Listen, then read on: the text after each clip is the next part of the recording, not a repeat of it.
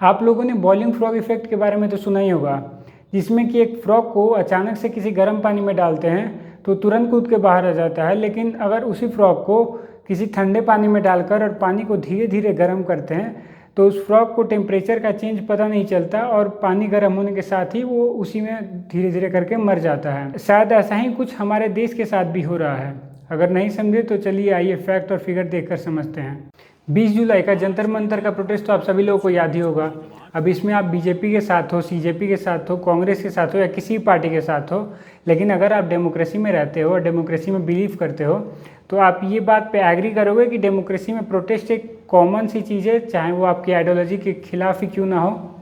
लेकिन जब 20 जुलाई को जंतर मंतर पर स्टूडेंट प्रोटेस्ट कर रहे थे, अब चाहे आप उनको स्टूडेंट मानो या ना मानो, लेकिन उनके प्रोटेस्ट का रीज़न एक ही था कि नीट पेपर लीक की वजह से धर्मेंद्र प्रधान का रेजिग्नेशन। लेकिन वहाँ पर कुछ ऐसे इंसिडेंट्स देखने को मिलते हैं जो कि हमारी डेमोक्रेसी पर एक बड़ा सा क्वेश्चन मार्क खड़ा कर देते हैं।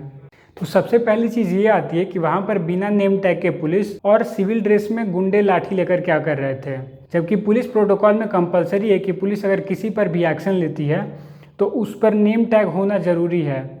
लेकिन वहाँ पर नेम टैग भी नहीं था और वहाँ पर कुछ ऐसे भी लोग थे जो कि पूरे यूनिफॉर्म में भी नहीं थे, सिविल ड्रेस में थे। इनफैक्ट उनमें से कुछ तो पुलिस भी नहीं थे और फिर भी उनके हाथ में लाठियाँ थी जो कि प्रोटेस्टर पर चलाई जा रही थी। अगर आप किसी भी रीजन से कल प्रोटेस्ट कर रहे हो, चाहे वो बीजेपी की सरकार हो या कांग्रेस की सरकार हो, और वहाँ पर कुछ गुंडे आकर आपको पीटने लग जाएं पुलिस के सामने ही और पुलिस उनको रोकने की जगह उनको और सपोर्ट करने लगे, तो क्या आप उसको डेमोक्रेसी कहोगे? चलिए ये क्वेश्चन तो हम आप ही पर छोड़ देते हैं, लेकिन इसमें एक थोड़ा सा और इंटरेस्टिंग पॉइंट ऐड करते हैं। और इसमें इंटरेस्टिंग चीज़ तब ऐड होगी जब आपकी अपने छोटे भाई बहन या किसी के साथ कुछ गलत हुआ है और उसके लिए प्रोटेस्ट कर रहे हैं और हमारी फोर्थ पिलर ऑफ डेमोक्रेसी जो कि हमारी इंडियन मीडिया है, वो आपका पॉइंट रखने की जगह आपके लिए ही पाकिस्तानी और एंटी नेशनल जैसे वर्ड्स यूज़ करने लगे, तो क्या आप उसको फिर भी डेमोक्रेसी कहोगे? अगर ये आपको अभी भी कम लग रहा है तो चलिए इसको थोड़ा सा और इंटरेस्टिंग बनाते हैं। अब यहाँ पर कुछ और गुंडे प्रोटेस्ट में आकर आपकी तरफ से पुलिस को मारने लग जाए और पुलिस उनको पकड़ने की जगह आप पर ही लाठी चार्ज करना शुरू कर दे, तो क्या आप इसको भी डेमोक्रेसी कहोगे? चलिए अब यहाँ पे तो आप जैसे तैसे करके बच जाते हैं, आपको जस्टिस भी मिल जाती है, लेकिन इसके बाद भी आपने जो प्रोटेस्ट किया था उसकी वजह से सरकार आपसे बदला लेना चाहती है और उसी के लिए सरकार ने वहाँ पर प्रोटेस्ट में AI based security surveillance system use किया था, जो कि प्रोटेस्ट में प्रेजेंट सारे लोगों की डिजिटल डेटा निकालता है। ये टेक्नोलॉजी के बारे में आपने चाइना में सुना होगा कि वहाँ पे नागरिकों पे निगरानी रखने के लिए, जासूसी करने के लिए सरकार ये टेक्नोलॉजी का यूज़ करती है। लेकिन अब ये सारी टेक्नोलॉजी जो कि चाइना में अपने सिटीजन्स पर सर्वेलेंस करने के लिए यूज़ की जाती थी, वो जंतर मंतर के प्रोटेस्ट साइट पर भी यूज़ की जाती है प्रोटेस्टर्स पर सर्वेलेंस करने के लिए। और ये देखकर जब एक जर्नलिस्ट जाकर उनसे सवाल पूछती है तो उनको कुछ खास जवाब नहीं मिलता है। आपने ज़ूम इन क्यों किया मेरे चेहरे पे? बट मेरे चेहरे पे क्यों ज़ूम इन हुआ यहाँ पे? आपने मेरी परमिशन ली ज़ूम इन करने से पहले? आप गवर्नमेंट ऑफ दिल्ली की तरफ से है तो आपने मेरी परमिशन ली, how can you do that? लेकिन जब ये वीडियो धीरे धीरे इंटरनेट पर वायरल हो जाता है तब दिल्ली पुलिस आगे क्लैरिफिकेशन देती है कि ये तो एक नॉर्मल सिक्योरिटी प्रोटोकॉल है जो कि वहाँ के लोगों के लिए, वहाँ के लोगों की सुरक्षा के लिए यूज़ किया जाता है। लेकिन हमने शुरू से लेकर एंड तक देखा कि दिल्ली पुलिस कितना ज़्यादा फेक न्यूज़ प्रोटेस्ट के टाइम पे फैला रही थी, जैसे कि लाठीचार्ज का हुआ, जबकि वहाँ पर लाठीचार्ज हो रही थी, फिर भी यहाँ पर दिल्ली पुलिस ट्वीट में बार बार उसको डिनाई कर रही थी कि लाठीचार्ज नहीं हुआ है, या पैलेट गन का यूज़ हुआ जो कि दिल्ली के बीचों बीच हुआ था।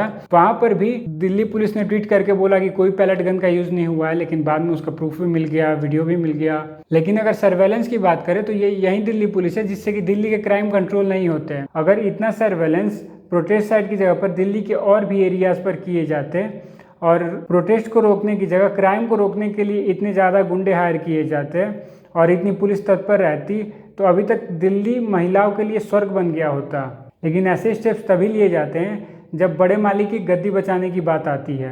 ऐसा क्यों होता है कि जब दिल्ली में बॉम्ब ब्लास्ट होता है तो ये टेक्नोलॉजी फेल कर जाती है, इतने रेपिस्ट और क्रिमिनल बिना एविडेंस के छूट जाते हैं, वहाँ पर ये टेक्नोलॉजी फेल कर जाती है। ये टेक्नोलॉजी तब फेल कर जाती है जब दिल्ली के बीचों बीच पैलेट गन का यूज़ किया जाता है और जब वहाँ पर कुछ प्रोटेस्टर पीसफुल प्रोटेस्ट कर रहे हैं तो पुलिस उनकी आइडेंटिटी ट्रैक करके उनके घर तक जा रही है। Sir, 1 second. Can you show me please one paper? Why have you entered our house? So many people. आप लोग बिना ड्रेस के आए हैं, बिना नेम के आए हैं। आप प्लीज मुझे अपना नाम बता दीजिए, कोई पेपर दिखा दीजिए। नहीं, हाथापाई मत कीजिए सर, मैम हाथापाई मत कीजिए, मैम हाथापाई मत कीजिए।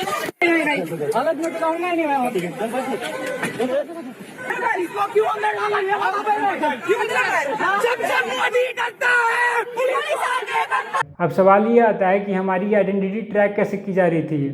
क्या वहाँ पर कोई डिजिटल डेटा जैसे कि हमारे आधार का यूज़ किया जा रहा था?